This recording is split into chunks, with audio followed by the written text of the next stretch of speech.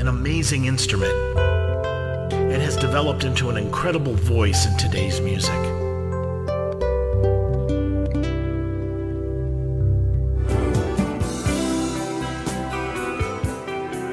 So many types of guitars, so many styles of playing, all sorts of gear. How does one make their voice be heard as a guitarist? My name is Jeff Floro, and welcome to All About Guitar, where we talk tone, we talk technique, we talk gear.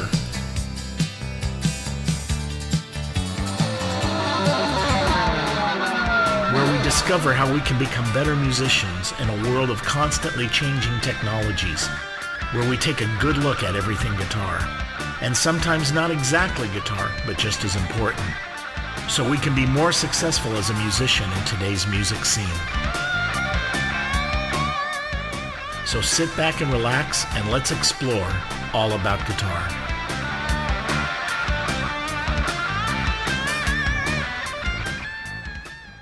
Welcome, everybody.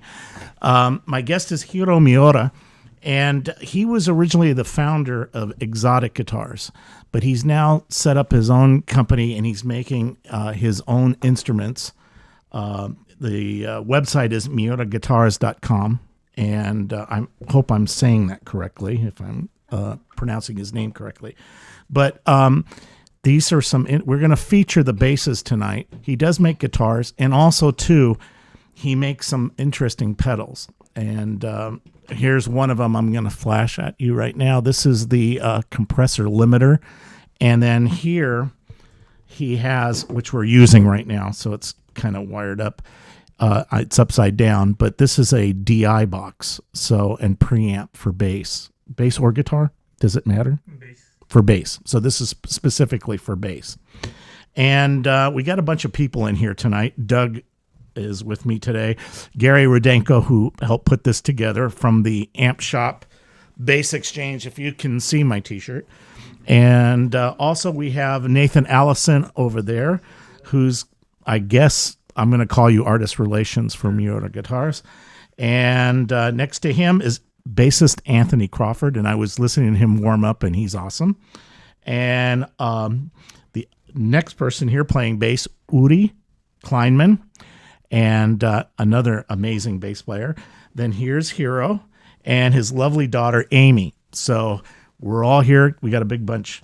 So what I want to do first is just briefly, you had, after you setting up your new company, what I want to know is what you learned and where you took your instruments after Xotic. In other words, you were building these, you started Xotic in 1995, if I'm correct.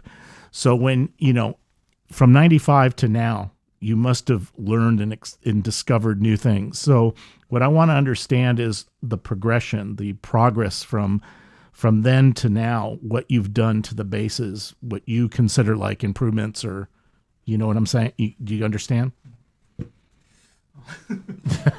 I know that's a lot to say.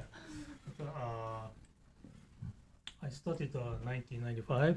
Mm-hmm. At the time, my friend teach me making a bass, and at the time I just making a bass, but started Xotic long time, for maybe 2000 to 2015. I work many people inside of the Xotic. At the time that we met many professional musicians, so they feel really different. So, okay, I understand. But after the Xotic, I met Anthony or another many player, and they feel much different for the each bass by condition. So, too much different now. It's Xotic, and now it's my fretwork. So many 6 strings and 5 strings is a player playing a high fret, high position. But the long scale is long, so sometimes it's a buzz. But too much we sounding here, no attack. so very difficult for the fretting work. Yeah. Mhm. So much, maybe everybody thinking not so big different, but much different for the sound for the fretting, leveling work. Now, are the basses constant radius or are they progressive radius? In other words, is it like more of a curve here and then it flattens out as it goes down? It's a both way. Oh, okay. Yeah. But I'm using a constant, same things. Okay. Yeah. So the radius of the fretboard is constant. Yeah. But the fret leveling is a little different. Oh, okay. Yeah. Okay, so you're achieving it another way. Pull the bass up for a second. What I want to show to the camera, if you can, so you can see here, you can see the access. So there's a deep cutaway, and then also too, there's very little heel. Notice here, it's very, it's not like a big, chunk like on a conventional bass of wood here bolted on. It makes it smoother. And we'll see how our Anthony and Uri, you can see it on their bass. Well, his is more the traditional. Go ahead and flip it to the back. You can see it's a squared off bolt where it's bolted on. It's squared off in the neck, but it's still a deep cutaway.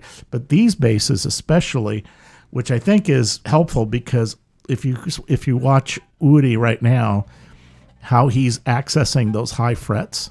Yeah, and then also too, that's a 5-string. So when he needs to reach up to the top, the fact that he has that accessibility makes it easier because that's a difficult fingering to hit that low B string up from in the high register. So like his accessing of it is really it's not that difficult. And I've played 5 strings and 6 strings. It's hard to get up there, I'm not as agile as these guys, but even then, just trying to hit the note right and hit it right, it's a little hard. But I noticed that in the way the bass is, it's really easy access to the upper register, and then now this one's a fretless, but with these other ones, so by adjusting the frets, I noticed too and we'll play actually. Anthony, you can go ahead and just go and hit some of the higher notes. Listen to there's no dead spots. It's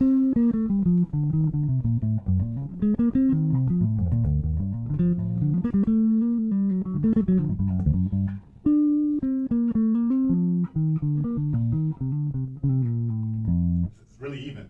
Yeah. The tone is even. Now is the compressor on right now? Yes. Okay, turn it off for a minute and let him play. It's almost imperceptible. I mean, it's got plenty of sustain.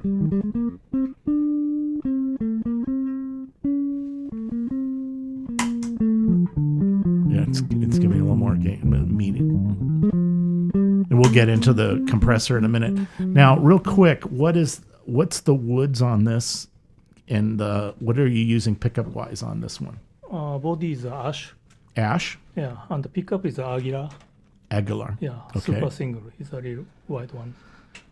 So it's kind of a jazz type of setup, Yes. would you say? Yes. Electronic system. It's a Aguilar? Aguilar. Yeah. It's Aguilar Electronics in it. OBP3. And then the rosewood fretboard, or is that Yes. and then maple? Yeah. Yeah.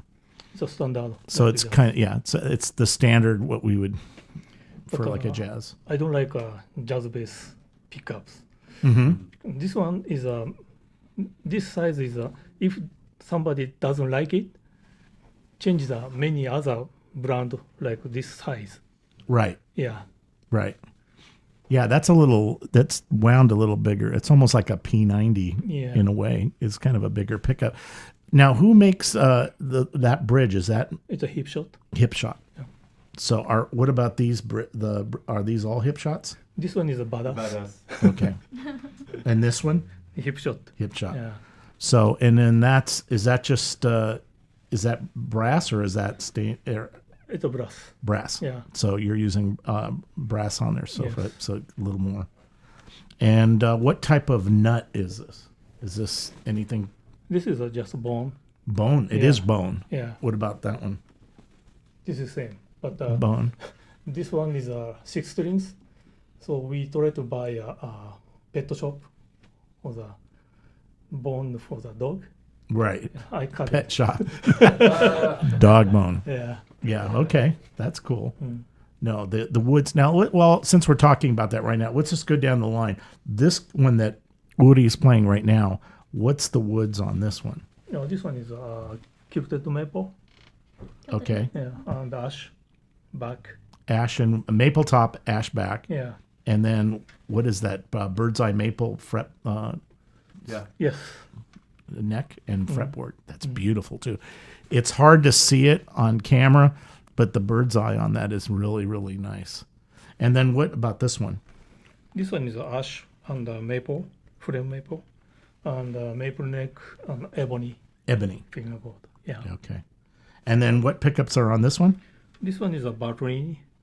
Okay. Yeah. Oh, Bartolini. Bartolini. Yeah. And then what's the electronics? Electronics is our Miura original. It's yours. preamplifier. It's your Yeah, electronics. correct, same one. And what about this one? Preamp. It's the same one that's in the mic pre. Okay, very cool. And then what's in this one? This one is Aguila. Aguilar and same your preamp in that? No, Aguila preamp. Aguilar preamp Yeah. in that one. Okay. So basically you can custom build anything you want. He'll put whatever pickups or whatever configuration you want in it. So which is great. And it's just you can make it's really a custom setup. Let's go ahead and try. Well, let's continue with you. Give that bass a good play so people can understand, some of the styles and so they get an idea what you're doing. Another thing about this bass, probably didn't say, but the preamp is very powerful. Like you really don't even need to do a lot. Like if you run, like a head. So, like. Like,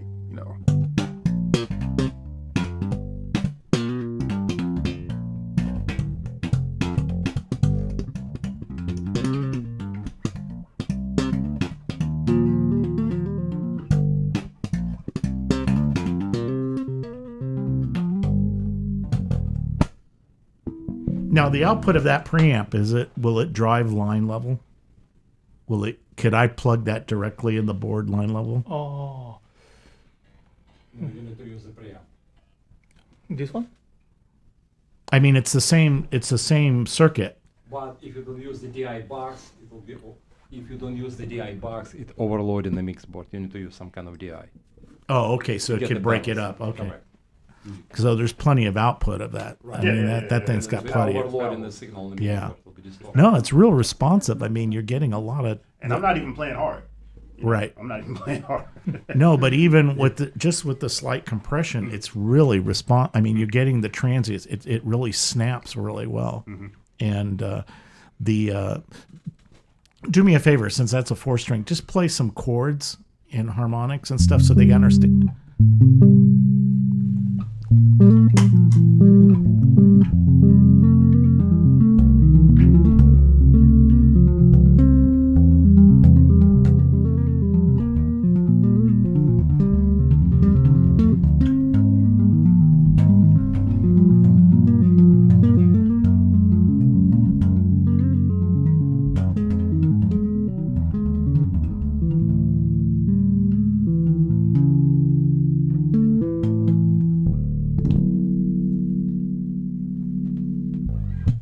So it's true. It's clean. All the notes are clean. All right, let's go ahead and go to the other bass. Woody, I'm going to mute you for a minute. And where is it? So you can go ahead and unplug. So this is a 5-string, and this is all Aguilar electronics in this one, right?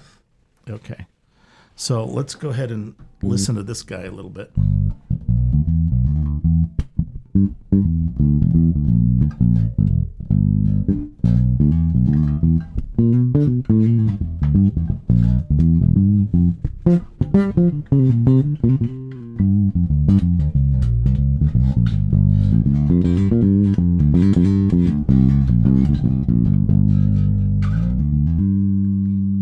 have the compressor in, right? Yeah. All right, kick it out and let's just hear it raw.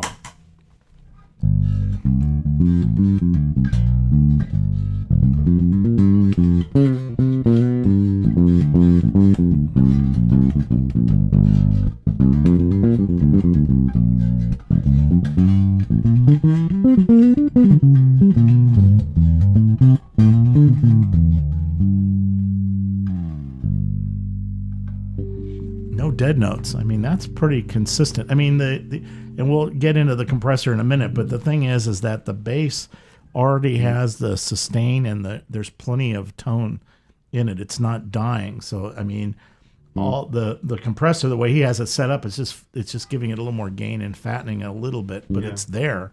You don't really. I would say that it affects the way that you approach it, as like your fingers are reacting to a sound of a compressor. You know what I mean? It's affecting the way that you play in a way.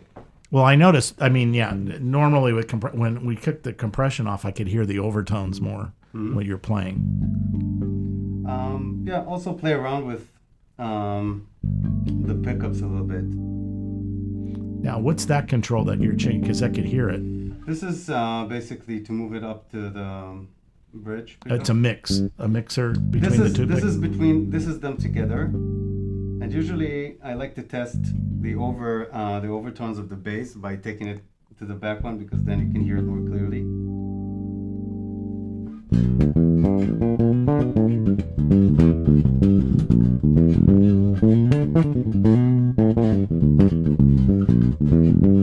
Usually it's more punchy and mid-rangey. With the front one,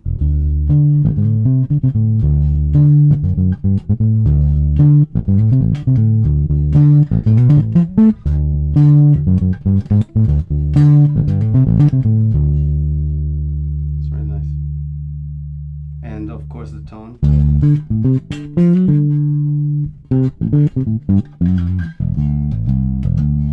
Now, are you rolling off the tone, or is that? That's it, all the way open? Yeah.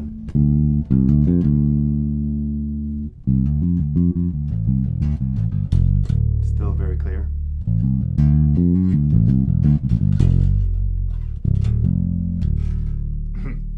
Yeah. Yeah, no, that's the difference in the two pickups are just it's got a really good full sound. Yeah. Now, I was reading a little bit. Let's go through the models real quick, and then we'll actually go ahead and hand him the fretless so we can play that one too. I'm going to mute you for a little bit. But what I want to do is you have three models, the MBR, the MB1, and the MB2, which I think that's the MB2, right, Anthony, that you're playing? That's the one that's more like the old style. Yeah. So what's go through the difference between the MBR and the MB1. What's the difference? So, MB1, it's maybe you can see that. Like, That's an MB1. yeah, it's a jazz bass body shape. So jazz bass player changes these 5 strings, maybe not so much feel not different, and 24 fret.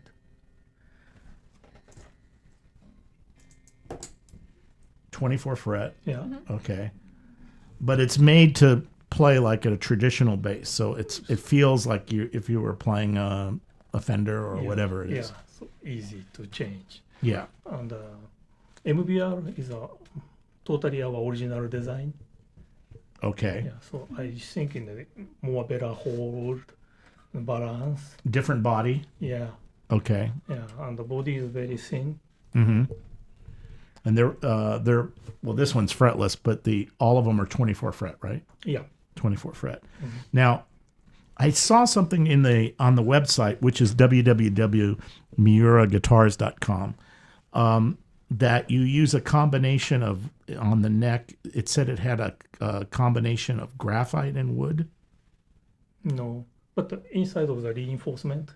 Is graphite. Yeah. Instead of steel, like a steel truss rod. Yeah, steel truss rod. It still has the steel truss rod? Yes. But what does the graphite do? Graphite is just reinforcement is the side. Okay, so where is it? I mean, explain a little bit what You have the truss rod down the middle, Yeah, center. and then where's the graphite Graphite is both side. of the truss rod? Yeah, and a little bit help for the bass is moving. For the stability of the neck. Yeah. So neck is not shifting. Right, but I mean, I know that graphite's pretty rigid. Does it still allow you to bow the neck when you adjust the truss rod? Yeah, little It bit. doesn't hinder it? Because, I mean, I've played, like, I have a graphite neck guitar, and it's like, it's glass. I mean, it's basically glass.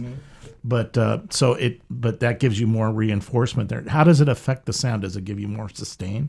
Do you think? Yeah, a little bit. A little bit. But I used before the steel reinforcement. Oh, you put steel in from before. Okay. Sound better, but a little heavy. Yeah. Yeah. So everybody using now is graphite reinforcement. Yeah. Now this one's full neck. How do you? Is this two-piece mate? Is there like Three a piece. three-piece? Yeah, 3-piece mate. So where you have like the fretboard is separate. I'm trying to figure out where Yeah. you went in to put the truss rod. Yes. Because I mean, it looks seamless. It does. You can't see us. I mean, you have to really look. It's really beautiful. Truss rod put in before the glue. Yeah. So there's a maple top and then the actual neck. Okay. No, that's pretty interesting how that was done. Well, okay. Well, let's go ahead and try the fretless, and let me do that real quick, and then we'll get into the pedals and start talking a little more about that.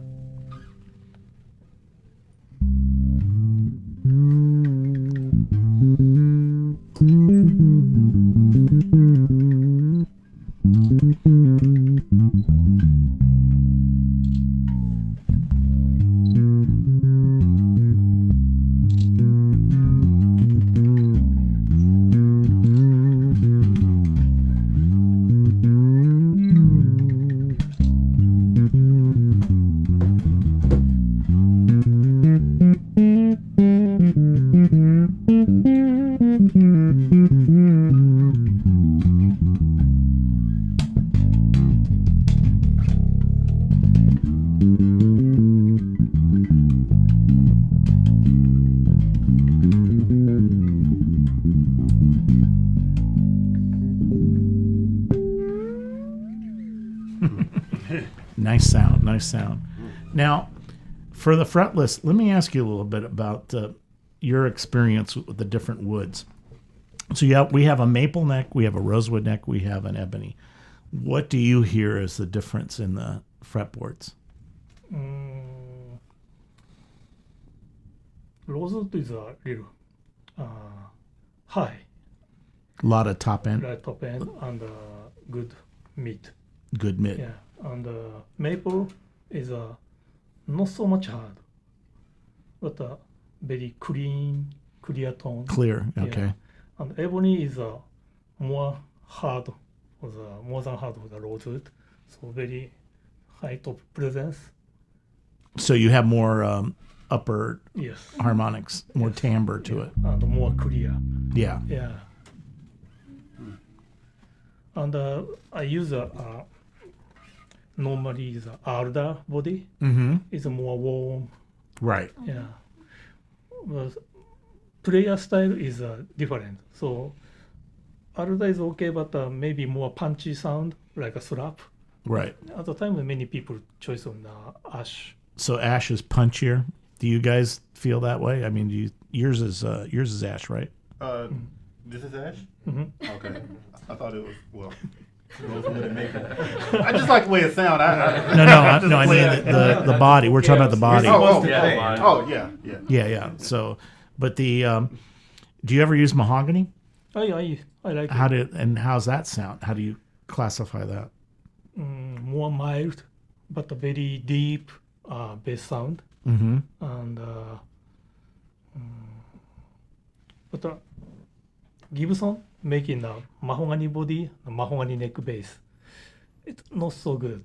I think mahogany body and maple neck is a very good combination. Right. Yeah. So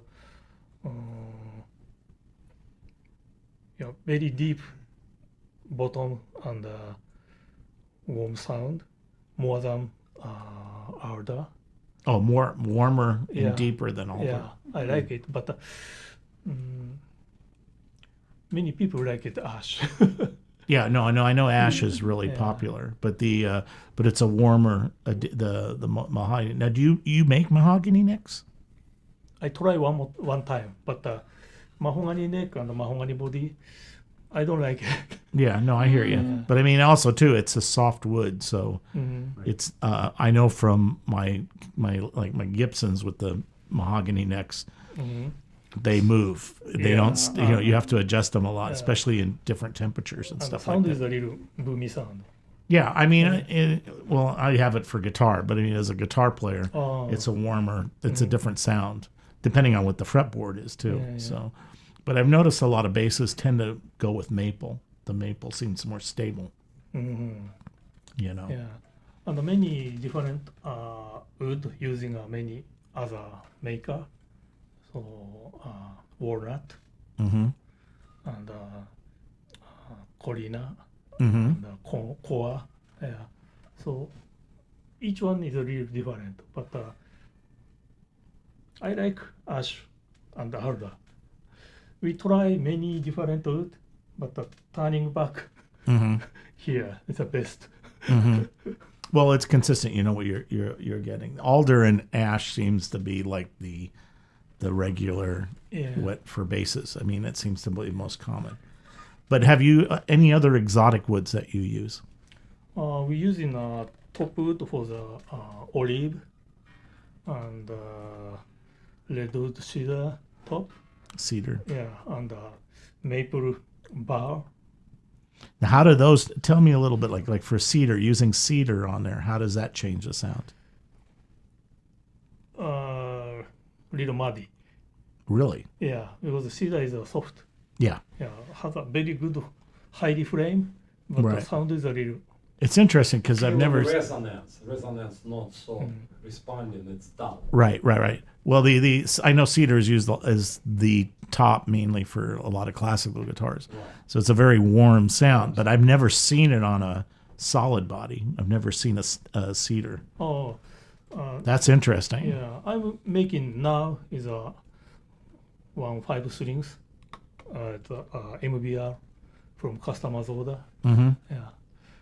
Now, are you having a problem? Is there a shortage of these woods? I know that rosewood is rare now. I mean, good rosewood. But is there any other alternative woods that you found that are good? Maybe Parfelo and any other Clorax something. Yeah, like rosewood. But What's Palfaro? What is that similar to? Parfelo looks like Indian rosewood, but more stiffy between ebony and. Oh, okay. But it has the characteristic between Yeah. and that's for the fretboard. Yeah. Yeah. Okay. And what about is there a shortage of swamp ash or ash, or is there something else that sounds as good as ash? Because a lot of people now are trying to find alternative woods. Yeah. I like a little heavy ash. It's like everybody, swamp ash is a long board. Top side is a heavy. Bottom side is a light. Right. Yeah. So I use top side. Yeah, because light. If I use light ash, maybe you play new one, it's a good sound, but not so much bottom sound. But heavy ash, you play first time, not so good, but 2 years, 3 years later, a very good bottom sound come up. Okay. So when you break it in and it ages a little bit, Yes. it blooms. Yeah. So maybe Marcus Miller, he using a 77 jazz bass. Yeah. It's a very heavy, but maybe he feel good bottom sound.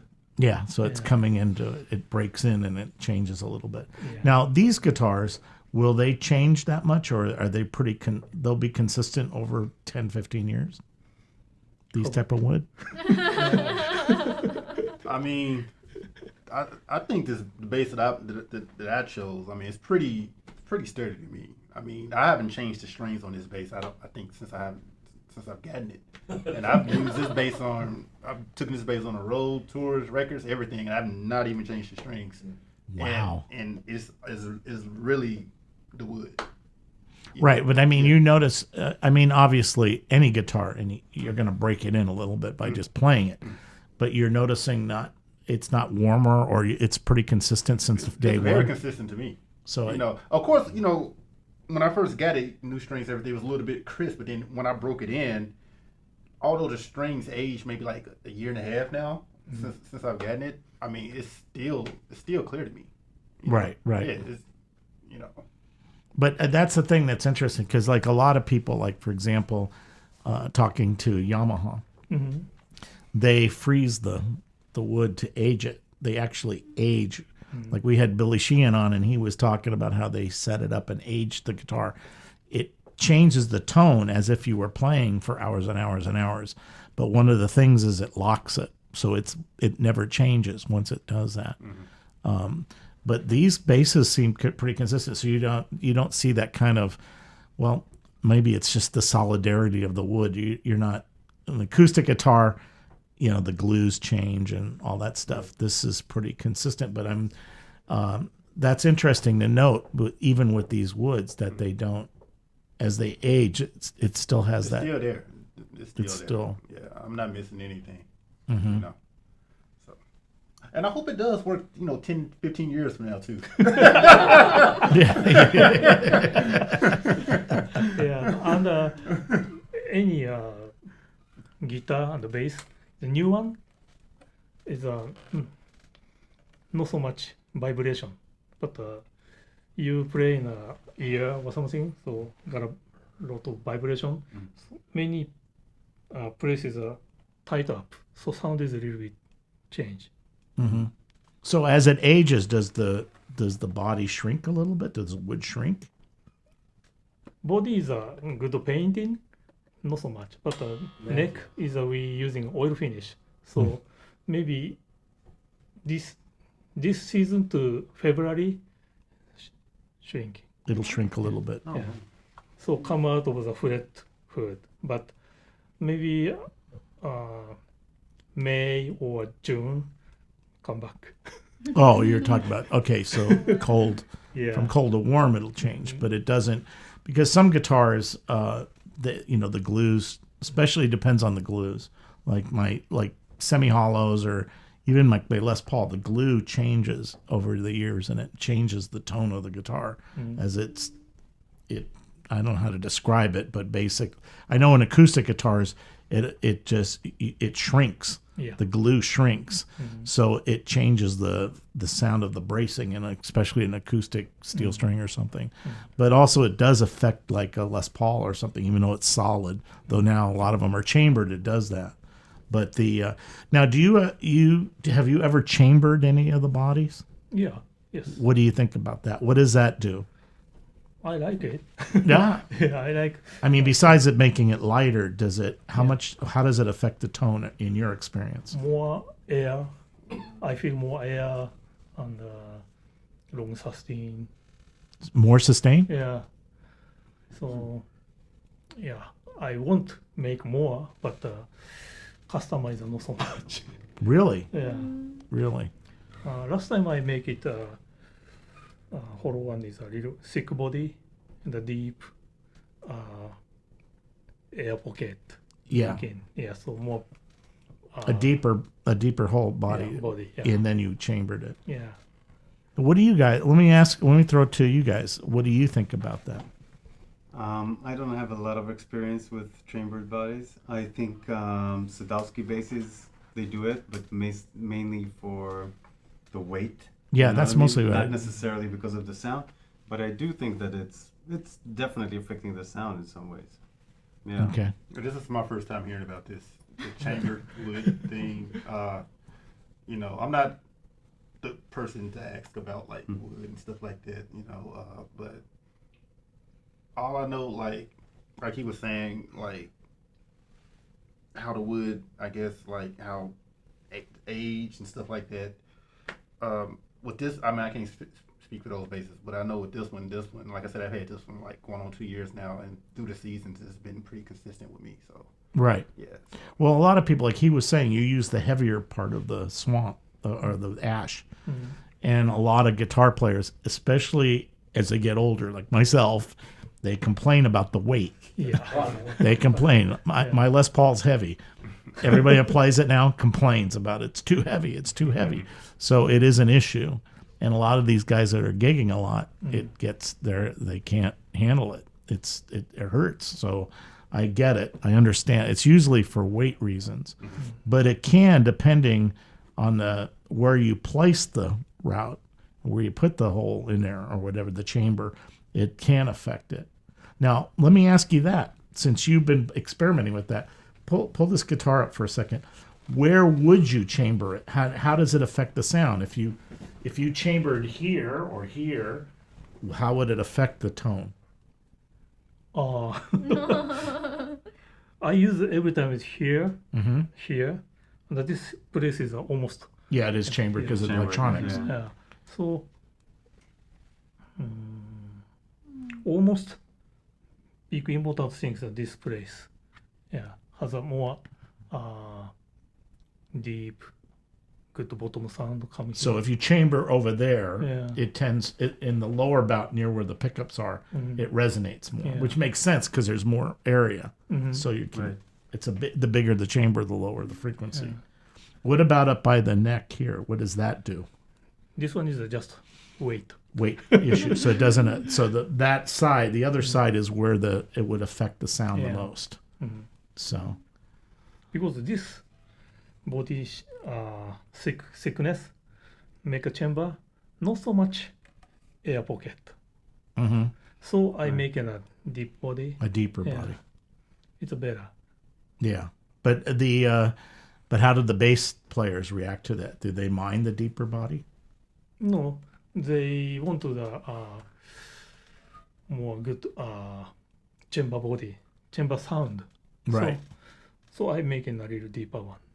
He like it. Yeah. Yeah. Well, especially like for example with the fretless, it would be, I would think it would be closer to emulating an upright, which is what most people want to try to get out of the fretless, is that upright bass sound. Right. You know. So yeah, that's true. That's very interesting. But so I could see that making it a little bigger would be more. But no, that's interesting how that works. But now we're almost out of time. I told you we'd go by fast. Let's talk about these guys. So first, let's talk about this compressor limiter. I'm going to kind of stick it near the camera so you guys can see what he has here. So tell us a little bit about the development of this.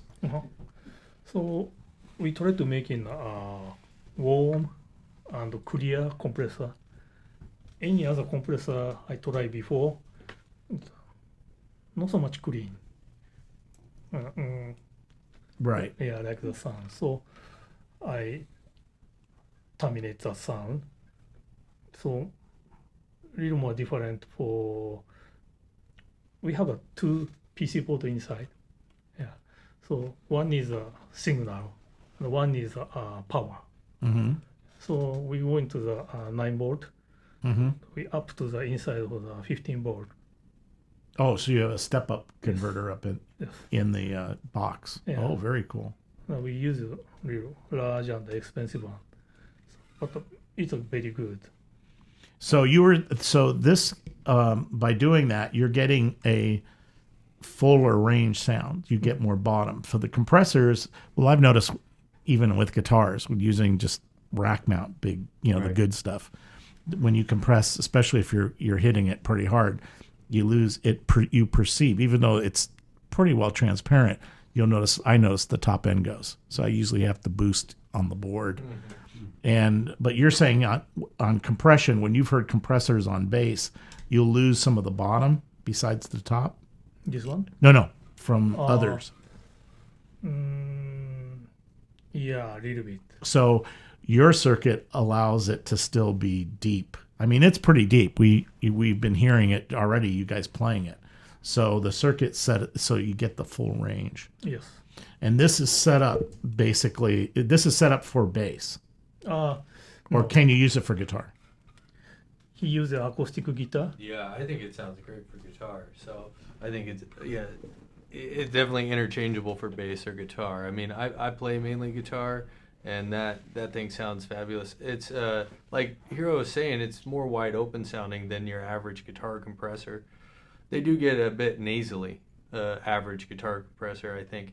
They'll just squeeze a little bit of the tone out. That thing's very transparent. It's a big, beautiful sound on acoustic, on electric. It's interchangeable. Yeah. Yeah. No, I know. Well, like for example, the Dynacomp, which was a standard, Sure. it definitely changed the sound of your guitar. Yeah. It was basically An effect. a complete Yeah. part of Larry Carlton's early tone. Yeah. Was that compressor.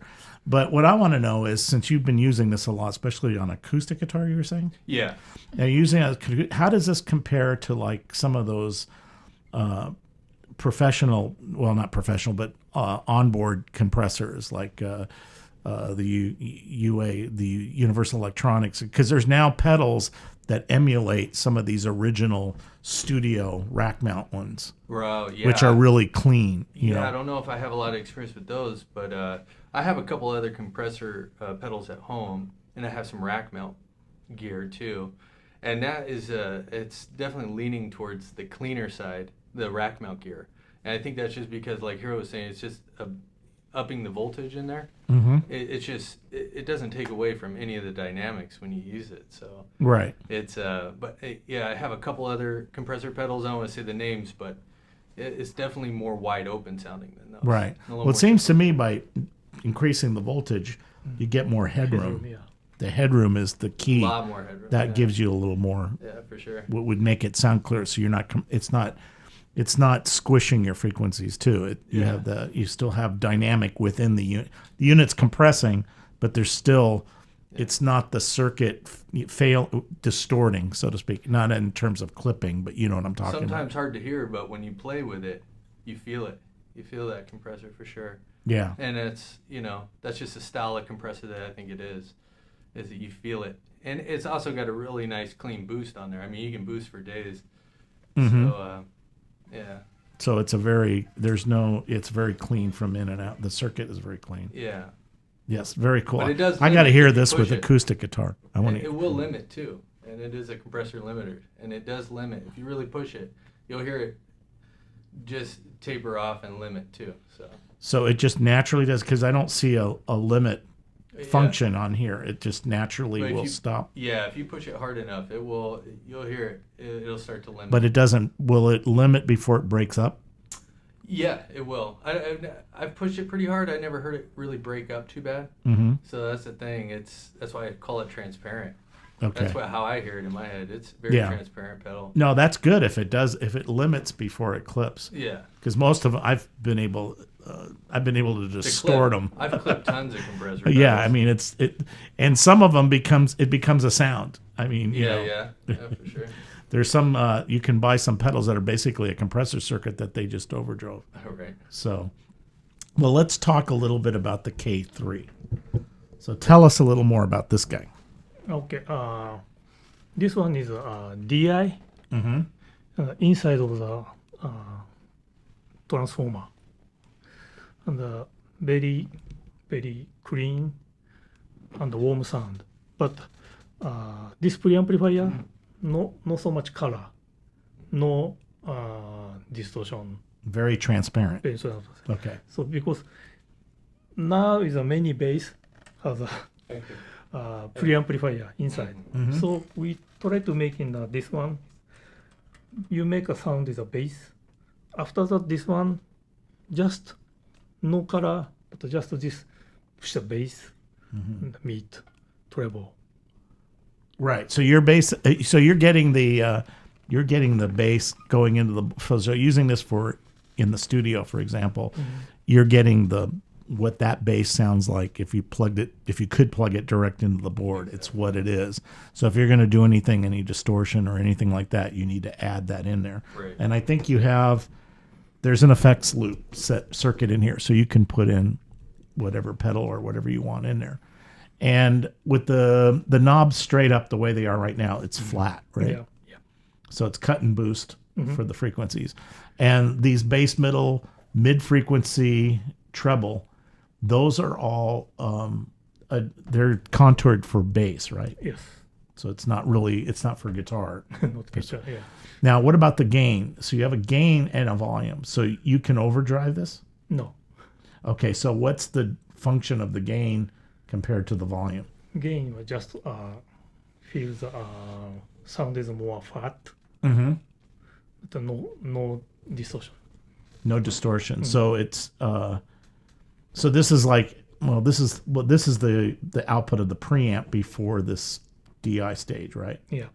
So the volume controls the DI section, and the gain is the actual preamp section. Gain can push an amp a little bit harder, so you're getting a little bit more like a warmer, growly, some kind of tone with the amount of the gain.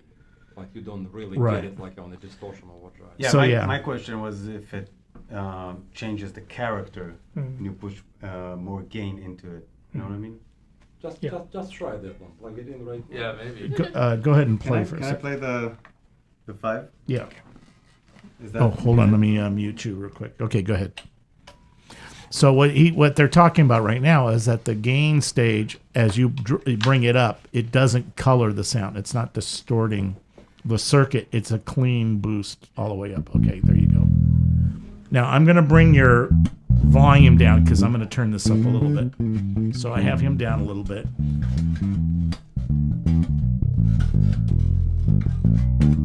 So I'm not hearing, it's getting punchier because I'm turning the gain up, but it's,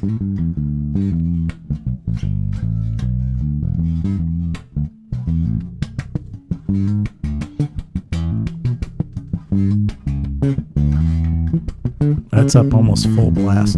Now I'm breaking up the speakers on my headphones, but it's consistent. Now I'm going to go down.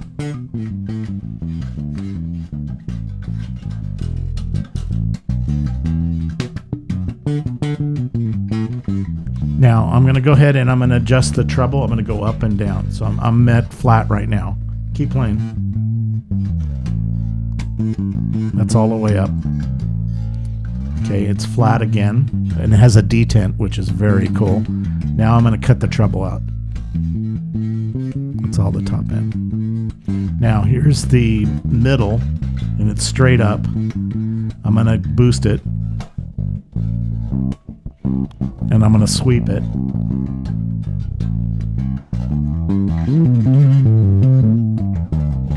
Now I'm going to cut it.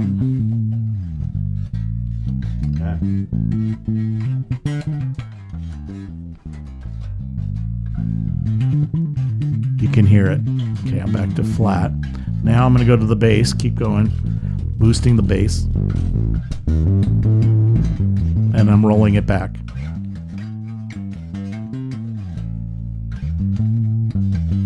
The frequencies are very musical. They're very, very, very cool. And it has a switch for the EQ in and out. It's out right now. It's in again. And then there's a EQ. There's a switch for the loop that sends to the effects loop. So you have a regular. Is this balanced out? This output? Is this a balanced output here? The quarter inch? It's a regular. Just a regular, like, so it goes right into a guitar amp. Yeah. And then right now what we're using is the Canon or the XLR, XLR connector direct out. which is balanced. Yes, which is a balanced output. So that's going into the board right now. So that's what we're using right now. So this is this is really clean. It really is. It's dramatic. I mean, that's good because the thing that's nice about it is you can bring in whatever pedal or whatever you want to use into the picture. You can do it with an effects pedal. So you can make it dirty if you want, but it'll go right in and it'll drive the amp, and still you can run into the PA clean. Yeah. And this one is mid frequency. This one is you can boost mid. The volume of the frequency. And you can seamless for the Yeah, no, I boosted, cut it. You could hear the difference. It scoops it pretty well. any other pedal is maybe switching. So maybe 408 800. Okay. Yeah, but this one is seamless. You can. What's the treble at? Do you know the frequency of the where it's boosting for the treble? どこからどこまで行くのトレブルの Is it like 1,000 or less than, or 2,000? 2K? 1K? I forgot it. I think if it's high, Sorry. it's probably 7 to 10, Yeah. right? Would it be that high? I wasn't hearing it, but it's hard to tell. Right. I mean, 10K, there's not a lot up on a bass for that. That's why I'm I'll wondering. tell you. Yeah, about 7 to 10, I would say. 'Cause it's more growly. Right. You don't really hear it. You kind of feel it more. Yeah. And then, do you know what the frequency roughly for the bass control? No. It's the bass. No. I mean, we're techies here, Sorry. engineer. And this frequency, this switch is maybe. So that's a high-low. I'm on low. Let me turn it on high. Okay, I'm going to flatten it back out again. And keep playing.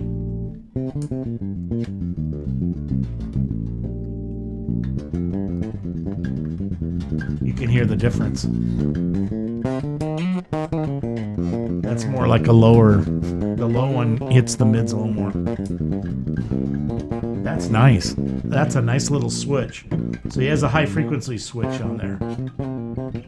So very easy to use for single coil and humbucking. Yeah, I see where you're going with it.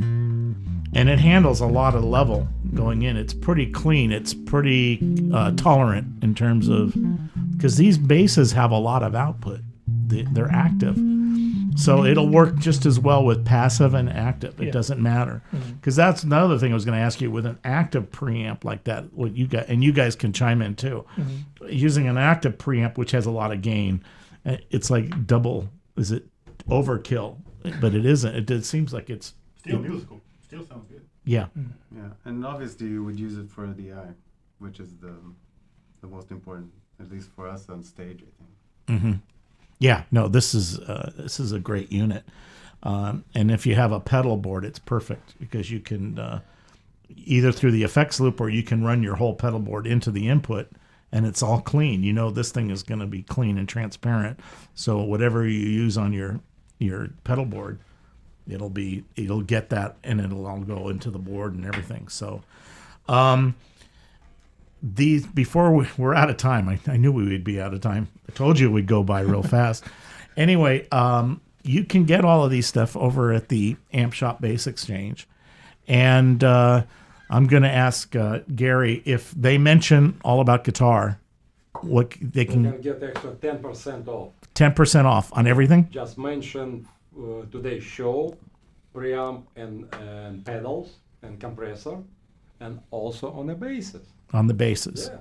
So, and throw in the guitars too if you have some of the Yes, guitars, because they make the exactly. guitars too. So, I just want to thank you so much for coming down here. These instruments are amazing. The craftsmanship is impeccable, and I think that you can tell by these players that these are great instruments, and you guys are. I want to thank you guys for coming down and playing the basses because it's really amazing. Yeah, for having me. So, and of course, Gary for putting this all together. The website is www.miuraguitars.com. Take a look at everything, and you can contact them and talk to them about stuff. And then also, too, at the Amp Shop Bass Exchange, they're very good at talking. They'll go through it with you and figure out what you want.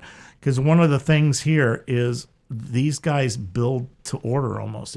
There's a lot of factors in these basses. You can see the different configurations.